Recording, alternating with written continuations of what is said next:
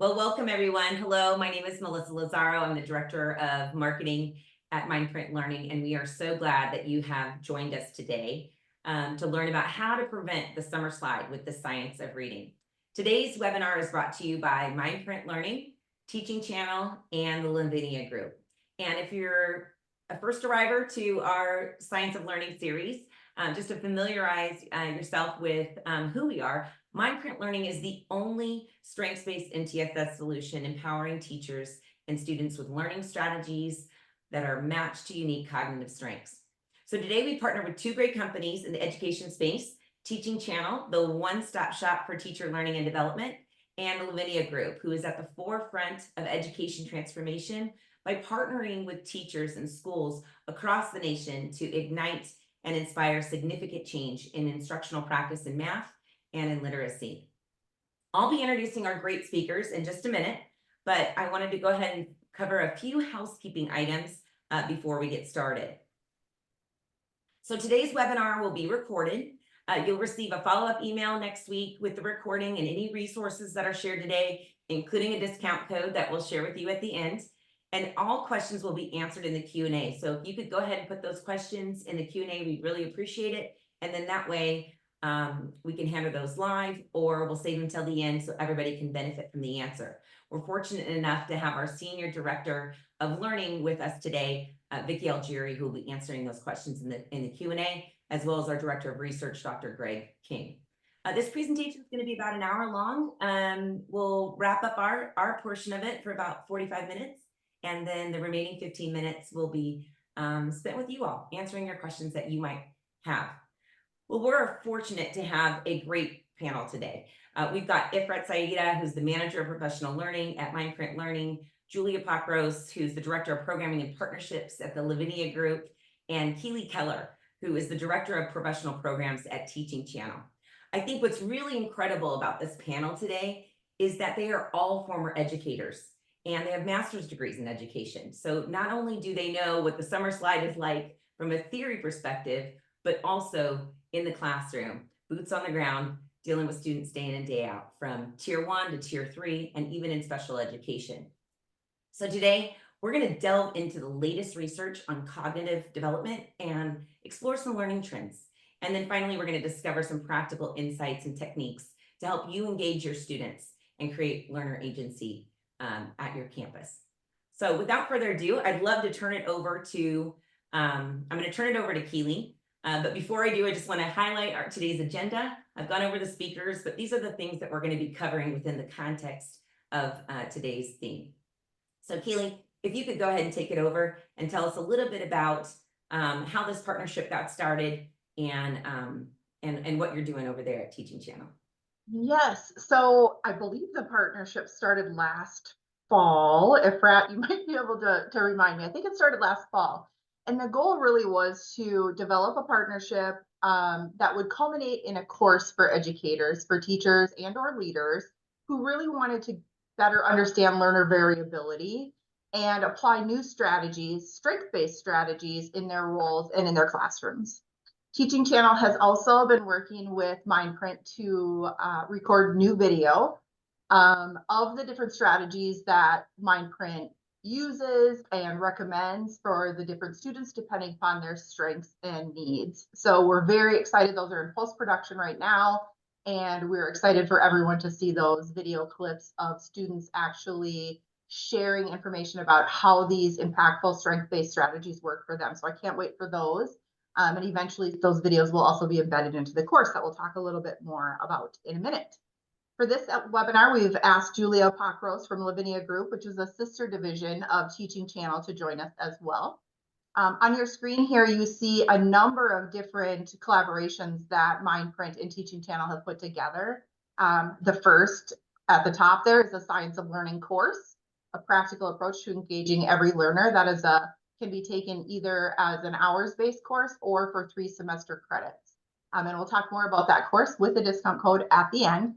And then you'll see at the bottom, there's a couple podcasts that Dr. Wendy Amato, our Chief Academic Officer, has collaborated with Dr. Greg King and Nancy Weinstein to just learn more about how to approach every learner with their differences, with their variability. And then really kind of digging into those cognitive skills, which you'll hear more about from Ifrat today. We also have a couple blogs. These can all be found on the teaching channel K-12 Hub. And the K-12 Hub is a large offering of free resources. So feel free to check that out if you have a chance. We're excited to be here today and to partner with MindPrint. And so I'm looking forward to getting us rolling. Awesome. I believe that's my cue then. Thanks, Keely. Yeah. Hi, everyone. My name is Ifrat. I'm the manager of professional learning here at MindPrint. I think I first just wanted us to get on the same page when it comes to Summer Slide. This is something that's known by a lot of different terms and phrases like summer learning loss or summer setback. But ultimately, it's nothing new, right? It's been around or known about for over 100 years, and it's so widely reported. Summer slide is this decline in students' academic knowledge and skills and therefore their achievement levels. And it happens over summer break as a result of not engaging with the learning. Melissa mentioned I was an educator. I remember a year that I moved grades with the same set of students. So I taught them in 5th grade, and this is a very capable group. And I know you're not supposed to have favorites, but and then I ultimately taught them again in the 6th grade. But come the start of 6th grade or that fall, I was already reteaching a lot of 5th grade content. I probably spent the first 3 to 4 weeks doing that. And that's what we're hearing from our teachers and admins across the nation. And it's also consistent with research, right? So on average, students are losing anywhere from 1 to 3 months of their school year gains. And now, yes, not all summer learning loss is equal, right? This range, this number, these 1 to 3 months, it depends on a lot of factors, right? Like their grade, the content, socioeconomic status, at-home support, and so on. Regardless, though, the learning loss is there. And that data, that statistic is alarming, but maybe not completely surprising to many of us on this call. And Melissa, we could head to that next slide. So you likely already know that summer slide has an impact on learning, right?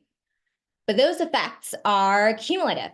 So when students are losing ground in one summer, they're likely to lose ground during the school year, and then the cycle continues, and then it becomes this constant game of playing catch up. And then if we think about the learning disruptions caused by the pandemic, and the strides that we're making toward recovery, the greater that learning loss is that's happening, the smaller that recovery becomes. And so these are just things that we're thinking about often and we're talking about often, but what we might not be thinking about as much are the social and emotional concerns that go along with the summer slide. And so I think with no clear vision for learning over the summer, no structures, no activities put into place, our students are likely to feel really lost when they come back. And they know, right? They know they're playing that game of catch up, but they don't know where or when or who to ask for help.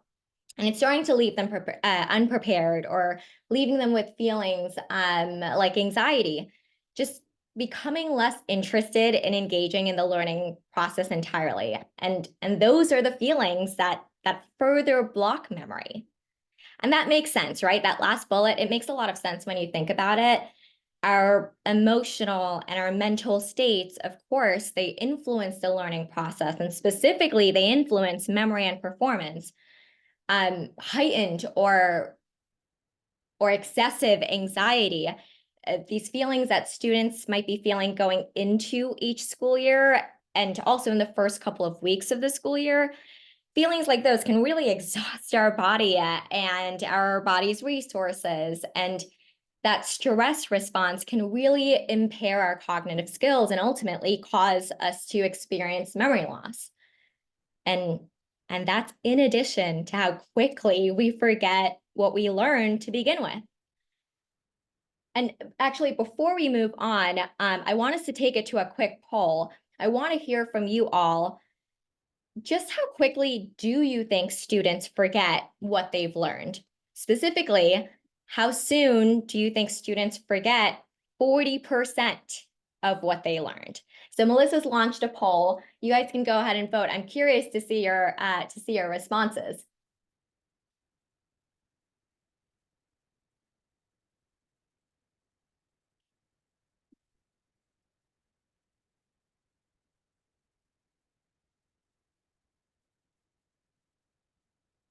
And Melissa, you might be seeing the results in real time. So let us know if any one answer is being bumped up.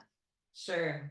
Yeah, we're seeing a trend towards 1 day, but I'm still seeing a couple responses come in. So I just want to give everybody a second to participate.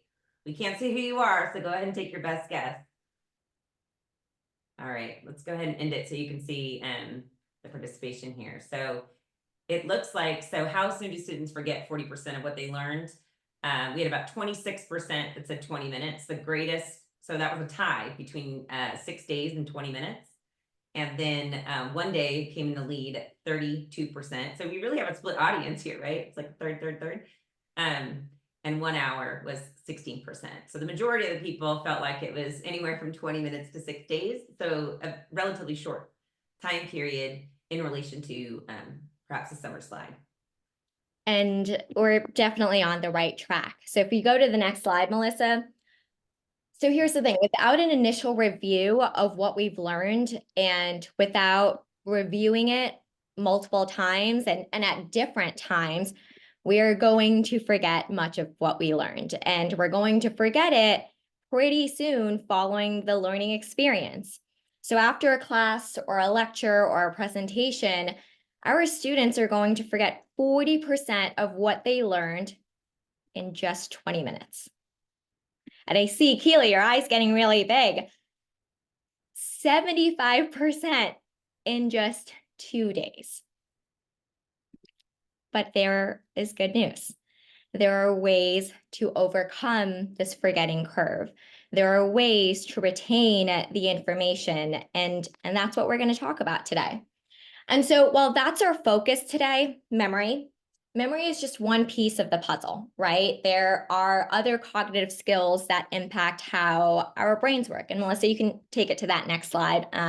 Take it to our learning pyramid, which is just our visual for showing all 9 cognitive skills at one go. But these cognitive skills, they include complex reasoning, so how students understand information best or how they take in new information. It includes their executive functions or how they apply and transfer what they've understood. And then, of course, there's long-term memory skills or how they remember that information. So we won't dive deeper into those other skills today, but I know we have past webinars in which we have, and Keely will spend some time at the end of this webinar talking about how you can learn about them and learn how they play a role in setting our kids up for success this summer, yes, but also the start of the school year and also year round. And so I know we talked a little about the impact of the summer slide, and something that's important for us to realize, though, is that that impact is compounded with the impact of the pandemic. Earlier, we talked about the anxiety a lot of our students are going to face or might face at the start of the school year, but that's also true of their experience during the pandemic and for an even more, a much more extended period of time. So we are going to take it to another poll before I do my big reveal. And this time we want to hear from you. When you're thinking about the pandemic, which cognitive domain do you think was most impacted by the pandemic? Do you think it's their complex reasoning skills that dropped off the most? Do you think it's their executive function skills, or is it their long-term memory skills that were most impacted? So Melissa's launched the poll already, so feel free to go ahead and vote.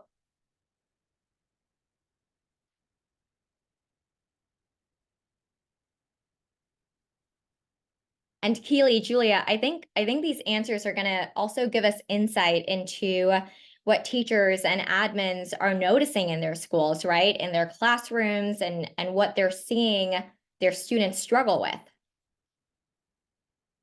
Yeah, I don't want to give away the answer, but I definitely, if I were to look at those three, I would have thought executive functions as well. And thanks, Melissa, for sharing those results. So it seems like top two, executive functions and long-term memory. So Melissa, if we transition to that next slide, we've done some preliminary research, right? And within that research, we took a look at students' cognitive data in 2019. And in more or less words, I would call that our old normal. And we compared that data to students' cognitive data in 2023, our most recent year of recovery. And it showed that the biggest drop was actually in students' memory. And after memory, their executive functions. And sorry, Melissa, if you don't mind going back. Yeah. If we drill down even further at that research, the three skills with the biggest drops were in verbal memory, visual memory, and in flexible thinking. And, we don't know yet why we're seeing these drops. It could be a number of reasons, including like immediate access to the web, Gen AI, and so on. But we do know what it means for our students, right? And simply put, it means that the average student in 2023 isn't remembering as easily or as well as the average student in 2019. And I want to be clear that this doesn't change what we know our students are capable of. It doesn't change what we know they can achieve. It doesn't change our high expectations, our high bar for them. But it is important to know where students are. And it is important to know the implications of the post-pandemic cognitive skill trends, especially on the summer slide. And so when it comes to academic needs, you can go ahead, Melissa. And so when it comes to those academic needs, we know that given where our students are with their memory skills, they're going to have more difficulty taking in large amounts of information. In ELA, they might not be remembering key details from the beginning of a whole class novel. They might not be able to build their vocabulary base. In math, they might have a lot of trouble recalling math formulas and math facts. And in general, it might mean that their understanding in class, but they're not able to recall it later, like at home when they're doing homework for long-term projects on a test, and they're just not retaining it long-term. And that's why I joked about this with Keely earlier. And that's why you might be hearing the phrase that I think at one point or another made all of our left eyes twitch. Maybe it was your right eye. Miss Sayeda, you never taught that before. And that can be very frustrating and confusing for you as the teacher, but also, and Melissa, you can hit the next set of bullets, it could be really frustrating and confusing for your students, right? They might start to feel indifferent to studying and not likely to do it if they're not finding success with it. So now that we know where our students are, and we know a little bit more about the implications of where they are, we can start thinking about how to support our students in these areas. And that's where there is a lot of light, right? The three skills that have dropped are also, in a lot of ways, the easiest to support. And we're going to talk about some of those evidence-based memory strategies today. But keep in mind, flexible thinking, that's another skill that can be developed and improved with strategies. And so let us know if you'd be interested in hearing about flexible thinking in a future webinar. But so, and Melissa, we could go next. When it comes to supporting students' memory, our students might just not know what the most effective ways to learn are, what the most effective ways to remember are. And we can't assume that they do, right? Instead, we need to explicitly teach them these strategies, and we also need to build them into curriculum and instruction. And that's exactly what Julia is going to talk about. Students might also not know how to leverage the strengths that they have. They might not even know that these strengths exist because they're not easily observable, right? And that's where I feel the MindPrint assessment, and I'm biased, of course, is so valuable. It offers that objective insight into students' cognitive skills. Do they have stronger reasoning skills, right? Do they understand information really well?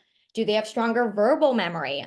Do they remember words more easily, what they read, what they hear, what they say?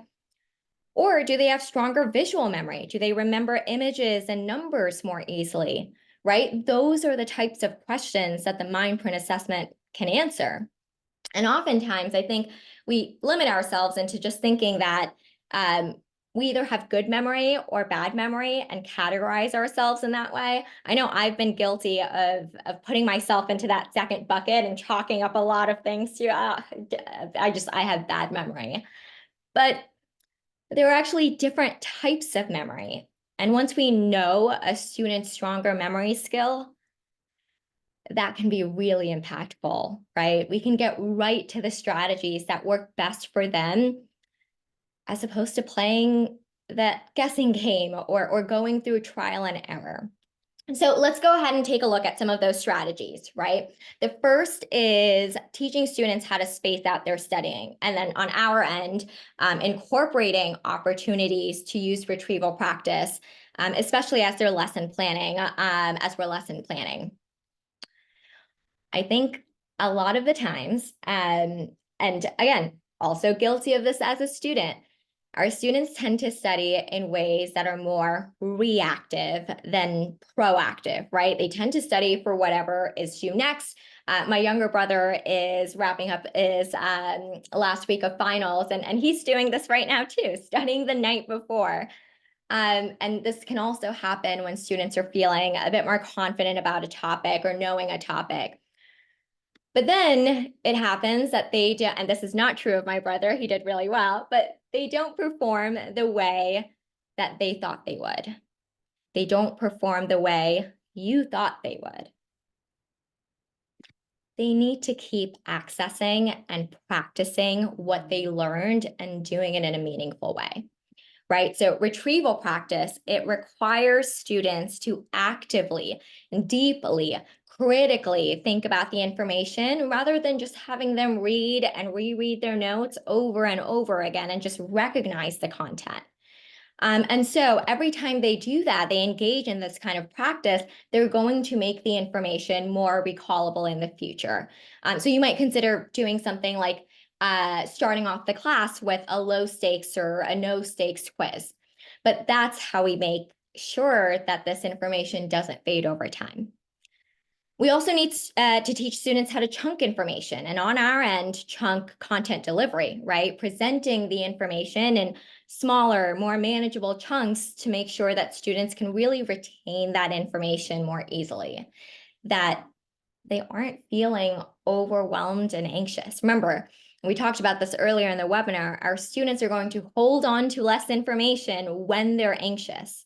So instead of front loading all of the content and then doing an activity at the end, let's build in stopping points, checks for understanding, think pair shares, activities that just along the lesson, keep exposing them to the content, keep reinforcing it, especially when that content is new and complex, right? And so those are just a few general strategies. All the way to the right is a QR code to our MindPrint teacher reference, and that has even more strategies paired to common classroom challenges. And so you can, take your phone, you can scan the QR code and take a peek right now. But I know Melissa will also be sending this out as a post-webinar resource. And then we can head to the next one. And then, like I mentioned, it's going to be important to match our students to the right fit strategies based on how their brains work, based on their strengths, right? So, for example, if a student has stronger reasoning skills, it's going to be really important for them to make connections to their prior knowledge, to what they already know, to what they already understand, right? Maybe they're making a list of similarities and differences between the new information and what they already know. But for a student with stronger verbal memory, they might benefit more from saying things out loud to remember. A student with stronger visual memory, they might not benefit from traditional flashcards, but flashcards with pictures, especially pictures that are silly and goofy, that's what's going to help them visualize the information in their head and really help it stick. And so before I pass it over to Julia, I just want to name that I know this is a lot of information, and I know it's a lot of good information, but this is what we spend the course of an entire school year doing, right? We work with our teachers on better understanding where their students are, on how they can scaffold for where their students are, on intentional, consistent strategy use, right? But we wanted to make sure that in this webinar, you were able to come away with strategies or something that you can do, something you can get started on as soon as tomorrow, and a way to start small. So, and we can head to that next bullet. Just I'll leave you with this. Take a look at an upcoming lesson plan, or maybe take a look at your unit as a whole and think, what are those critical do not pass go concepts, right? Or what is maybe the foundational knowledge that students need going into next year? What are they going to build off of? And then think about what 1 to 2 strategies from today you can incorporate into your lesson plan so that those concepts stick. And that's exactly what I'll let Julia take it from here to show us exactly how to do that, right? To show us what these strategies look like in curriculum, in instruction, and their impact on student work quality, which I think just tells like the most compelling story. So Julia, the floor is yours. Great, thank you, Efrat. That was, I've heard you present on this a few times now, and I learned something new every time, so thank you. Hi, everybody. My name is Julia Pakros, and I'm the Director of Programming and Partnerships at the Lavinia Group. And the Lavinia Group is an education consulting firm. We partner with charters and districts and CBOs nationwide and really focus on academic school improvement. And one of the ways that we do that is through our summer school program. We have really built this summer school program for the explicit purpose of mitigating summer school or summer learning loss or summer learning slide, whatever it is, however you want to refer to it. And as you can see on my screen, on average, students using our program achieve 17 percentage point growth in proficiency in ELA from their pre to their post assessments over the summer, and 18 percentage point growth in proficiency in math. Again, that's from the pre to the post assessment. And the data here represents 30,000 students that participated in this program last summer. And given the average student losses of summer learning that Efrat spoke about at the beginning of our session, this means that students are really maintaining their same level of achievement throughout the summer, and in some cases, even accelerating their learning. And the reason that we've been so successful in preventing summer slide is because we've built this program in a way that really supports student memory. We've incorporated strategies to help students process information so they can recall it later, and strategy that reinforces students' complex reasoning, verbal memory, and visual memory. And so before we get into the specific ways in which we do that across literacy and math, I'll just kind of mention at a high level an example of how we do this. We've designed the program to provide 3 hours of content each day over the course of 20 days. And this is very intentional, aligned to the research on spaced repetition. And in contrast, I just want to name, I've seen a lot of summer school programs out there that try to cram 6-7 hours of content in 10 days or 15 days. And we know, based on everything that Efrat just shared with us and based on the research, that that is not best for students. So that's one way in which we've foundationally built this program to really align with the research. I'm going to shift now to talking about our literacy program and how we've incorporated some of these strategies in the context of that. And then I will also talk about math as well. So we have 2 parts to our literacy program over the summer. We have a novel study block and we have a close reading methods block. And I'll name right now, both of these are comprehension blocks that are specifically for students who are developmentally reading for meaning, okay? So it's not teaching students how to read, we're at a place where they're really reading for meaning. In the novel studies block, we use a few key memory strategies. The first one I'll mention is transferable teaching points. So each day, the lesson begins with a targeted teaching point, really designed to help students unpack the meaning of that particular excerpt of text. But the teaching point is not specific to that passage of text. It's transferable. And what I mean by that is it's a teaching point that students can use anytime that they are encountering a similar passage of text in the future. And this strategy really supports students because they learn to apply this thinking work in every other context and anytime, as I mentioned, they see a similar text. Another memory strategy we incorporate is leveraging connections to lived experiences. We model this for students. We give students lots of opportunities to process and make their own connections. And then we, of course, give students lots of moments throughout class to turn and talk and discuss and hear the connections that their peers are making. And this strategy not only helps students really deepen their understanding of the characters in these texts, but also teaches students how to leverage their own experience to make meaning in any other setting.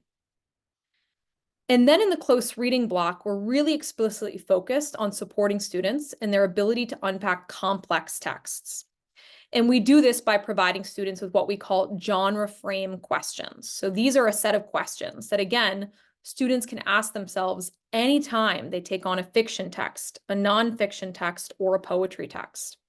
And this approach equips students with a toolkit they can use anytime they encounter a text in the classroom or really outside of the classroom. The goal here is that we're not just learning to read in the context of our literacy class, we're learning strategies we can take with us when we pick up a magazine, when we pick up a newspaper, when we scroll on the internet. The other thing I'll mention about our close reading block is that it's designed to be a 3-day cycle that we repeat each week of the summer school program. And again, this is really intentional because it means that students are repeatedly using retrieval practice and pulling up these genre frames, and they're getting repeated at-bats with unpacking complex texts on a weekly basis. So I brought with us an example of the impact of using these strategies. So on the next slide, you're going to see 2 pieces of student work. This is from a rising 5th grader. So this is a student in 4th grade going into 5th grade in the fall. And this is their short response work from week 1 of the program, and then their short response work from week 4 of the program. And I should mention before we look at this, their short response work that means that students have independently read a close reading text and answered this question on their own. So it's really an application of the work that they've done that week to see how well they can unpack this content on their own. So what I want to do is give everyone a minute to process the student response, take a minute to evaluate how the quality of student writing has improved from week 1 to week 4.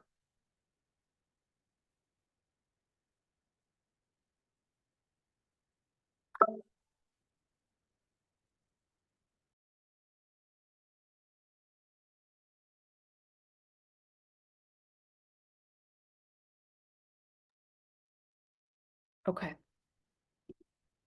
So hopefully you've had a chance to quickly glance or read through both of those. A few things that you may have noticed. 1 is the depth and complexity of the topic sentence. 2 is the strategic use of evidence. And 3 is the author's, the student's ability to really explain their evidence. And what I want to highlight here is that this change is a direct result of students strengthening their complex reasoning skills throughout the course of the summer. They're able to successfully unpack and explain a complex text in week 4 because they've had repeated practice with taking a stepped approach, using transferable teaching points, and making connections to their own lived experiences. And the repetition of these strategies in class enables them to really engage in deeper and more precise critical thinking on their own. So now we're going to look at this in the context of math for a minute. In math, we have 2 components that we provide over the summer. We provide a word problem block that we call story problems and a math routine block. In the word problem block, students are challenged to solve a word problem independently using a variety of different strategies. So the teacher actually presents a word problem to the class, talks about what the word problem is asking, but then students on their own are asked to solve the problem using 1, 2, even 3 different strategies. As students are solving, the teacher's walking around the room, the teacher is noticing what are the different strategies, and then is preparing to facilitate a whole class discussion, comparing how did Keely solve it? How did Julia solve it? How did Ifrat solve it? Showing the student work and really having students engage in a dialogue about why do all 3 of these methods work for solving this problem. In this process of modeling and showing work and solving word problems in steps, and talking through the reasoning significantly improves students' ability to tackle any mathematical task with independence. And then in math routines, in the math routines block, this is really where students are working on those mathematical fluency skills by practicing their math facts daily. Again, this is retrieval practice. And they're also leveraging their visual memory skills by quickly recalling math concepts. Another piece I'll mention here is that we've been really intentional about designing the scope and sequence for math routines to space out the fluency skills so that we can provide spaced repetition. So there's a lot of different ways that you can see that we're trying to embed these strategies. And again, briefly, we'll just look at another piece of student work. So this is student math work from week 1 to week 3. So again, take a minute to see if you can process, look at the 2 samples and think about what you're noticing and how the students' problem-solving abilities evolve from week 1 to week 3.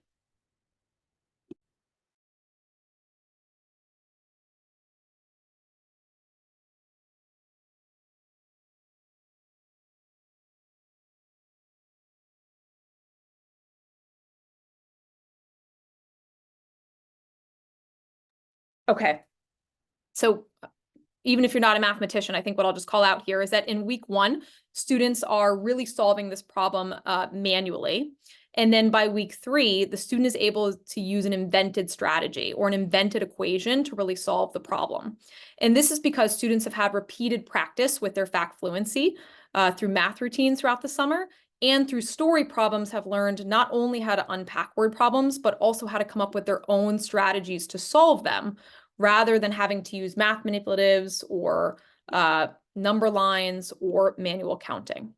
So we're sharing all of this, really just to situate all this, we're sharing all this to really show you how you can embed a lot of these practices, a lot of these strategies that Ifrat spoke about into the context of your own summer program. This is one way in which our organization is trying this, applying this, and seeing really great results. But I encourage all of you to think about whether it's summer school that you're teaching or whether you're gearing up to teach next fall, what are the small bits and pieces that you can start to incorporate into your own practice? And so, Keely, I'm going to turn it over to you now to talk through understanding cognitive skills and the specific strategies you can carry with you into the school year. Thanks, Julia. So yeah, you've heard all about the summer slide today and how long-term memory challenges impact learners over those long educational breaks. And I, as a former special educator and special education administrator, I remember looking at data, spring scores versus fall scores, or before winter break, after winter break, and definitely seeing those the slides. So I love having this information now. I wish I would have had it as an educator. But I think one of the points that we really wanted to make is we're talking today about long-term memory, about verbal memory and visual memory, but that there's more to the story. There is more to it, and there are all these cognitive skills that can impact the learner. And students have different variety of strengths, variety of challenges. And as a former special educator, I am big on using student strength to mitigate challenges. And so that, I think, is one of the reasons that Ifrat and I are just, we sync up when we talk about the partnership. You've also learned how the RISE program implements some of these memory strategies into their curriculum and their program. But like I said, it's more than just long-term memory, and it's more than just summer. And so what we've done with our partnership with MindPrint is to develop a course where you can learn all about these different cognitive skills. And oftentimes as educators, I know in special education, we talk a lot about these different cognitive skills because we are looking at students in a very in-depth way. But oftentimes, I think in general education classrooms, many teachers don't have access to this information. And so This learning pyramid just does a great job of showing all the different cognitive skills that we need to be aware of as educators and as leaders. And we need to discover how we can use those strengths to help learners mitigate challenging academics or challenging situations in general. So it's just important for students to understand this, and it's really key to the success of your individual learners all year long is having a solid understanding of this. So if we could go to the next slide. I just wanted to talk a moment about the course that we've created with MindPrint. The course really is about using the science of learning to understand students' cognitive strengths and then use the strengths-based approach, which is highly research-based to approach and address learning and behavioral challenges. The course itself is either 45 hours or 3 graduate level continuing education credits broken into 3 modules that just really nicely build on each other. And soon we'll have additional, it already has video, but it will have additional video that we've worked to collect with MindPrint. And so I just wanted to take a moment to give you just 5 quick things that I love about this course. The first thing out of the gate is that you get to take the assessment, the MindPrint assessment, and better understand your learning and teaching. And it was really interesting when I took the assessment. I was not surprised that flexible thinking was one of my lower skills, but I also learned about what my strengths were and how I can figure out how to use those strengths to maybe mitigate some of those flexible thinking challenges that may be popping up every now and then. Again, so the fact that I got to take the assessment and got these wonderful results, and then also got strategies to go along with that, was just a beautiful thing about the course. So if you take the course, you do have the opportunity to take the assessment. It's also filled with resources and tools and strategies for immediate use. The assessment, while it's great, these strategies can be used without the assessment. If you know that a learner has a visual memory skill, you've seen it, you've observed it, parents have told you about it, other staff members maybe have mentioned it to you, you can use these strategies immediately. So that's the second thing that I love about the course. The third is that there's video. Teaching Channel loves its video.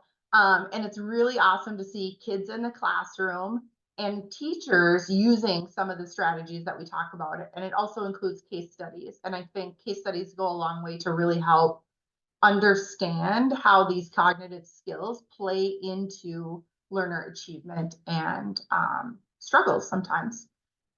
You will, as a course participant, have just a better understanding of the whole learner. And so instead of just being really deficit-based or deficit thinking, the course really allows you to look at that whole individual unique learner. And that's really what's best for kids, for their well-being. And then you have better and improved understanding about learner variability, about how every single learner in your classroom is slightly different. Ifrat is different from Julia, is different from Keely, right? We all, while we may have similar interests and similar strengths, if you look at our profile of learner variability, it's different for every learner. So those are the top 5 things I love about the course, and I hope that you consider taking it. You can find the course in our Teaching Channel course catalog. You just click on Shop Courses when you get there, and you can either enter in the 5298, which is our course number, or you can type in the title, however you want to find that. But the Science of Learning course is there for you to review. You can download a syllabus and take a look at it. And there's also a lovely video from Nancy Weinstein of MindPrint talking about what she loves about the course. So you can take a look at that and compare it to what I said I love about the course.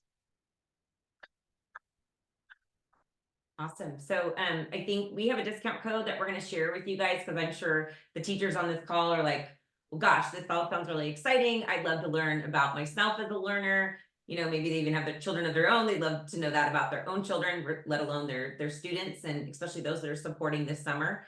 But gosh, I don't have an extra $475 laying around. And so because you registered for this webinar today, Teaching Channel and MindPrint have partnered together to offer a discount code, which is really exciting for you guys.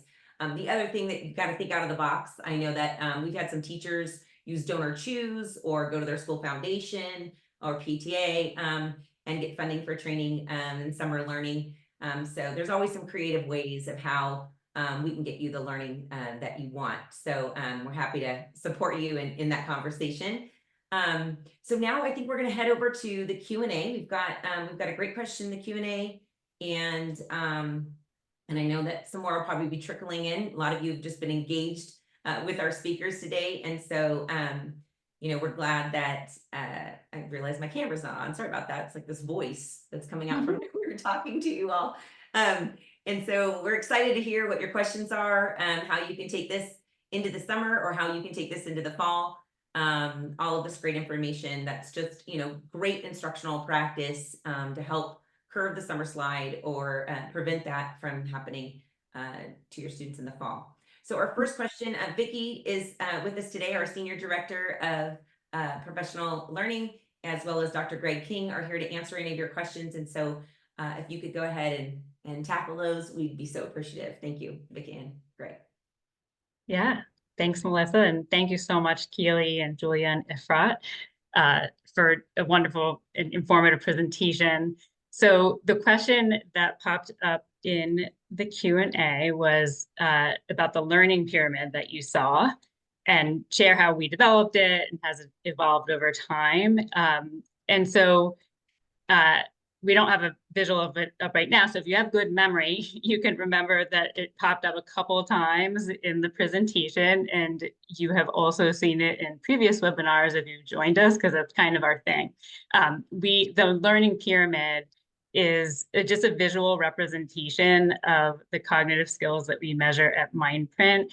And what I always say about it, though, is, so one, we like our visuals. It's a good way of remembering and learning, right? So we've put all these cognitive skills in one pyramid. That is not to say that our students are walking around with a pyramid in their head. So I want to make it clear that these cognitive skills work in different ways and different capacities, depending on the context or the subject. So one cognitive skill may play a bigger role in learning geometry than another. There's an interplay of these skills, so they work together in different ways. The reason we put it in this pyramid, though, is we want to try to simplify it as much as possible. So we encourage educators to look at their students, these cognitive skills of their students, and consider them kind of in that building up order to sort of give them a stepped approach. So one, how is the student understanding information? That's the bottom level of the reasoning skills. Two, how are they ready to learn? How are they applying and transferring that information? Those are those executive functions that come in that can oftentimes really be the blockers to a student showing their amazing potential in those complex reasoning skills. And then as you go up the pyramid, you have your memory, right? We talked about that today. At the end of the day, can our students remember that what you taught them? And the reasoning, executive functions, and memory kind of all play together. But that's why we have it in that pyramid format. That's great, Vicki. Thank you so much. One of the things I was thinking about is there's probably audience members that are wondering, so unless my student has had a psycho ed assessment, like or evaluation, how do I know these skills about my students, or how do I even figure out like what my strengths are as a person? So what is the easiest or best way to understand that?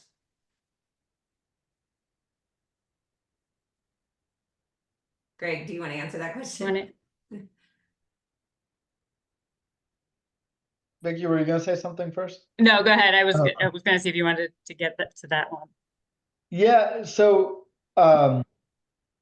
let's break down that question a little bit more. So one is that, compared to a standard, psychoevaluation, right? Like MindPrint gives students is more scalable, first and foremost. We're looking at things, we're not diagnosing anything. What we're saying is, what are students' cognitive skills, and how do we look at that from a general student perspective across all students, so that we can help every student and meet their needs? Because we know that our cognitive assessments our psychological assessments, our profile assessments that we give to students to diagnose for IEPs are, one, really expensive, they're very time consuming, and we only give them to students that are demonstrating need, oftentimes on the tail, right? Like on the edge of where we want, and we're trying to figure out how to meet the needs of those students. But we know that all of our students learn differently.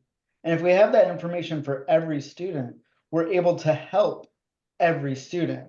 And not only that, we're not othering any students, right? We're creating a much more responsive environment that empowers every student to come to the table with who they are and what their talents are and what their skills are and what their gifts are, and then connect that data to other pieces so that our students are able to learn, are able to feel welcome in our environment, and are able to understand that they are smart enough, that they are good enough, that the material is not that it's so difficult, it's challenging appropriately to them.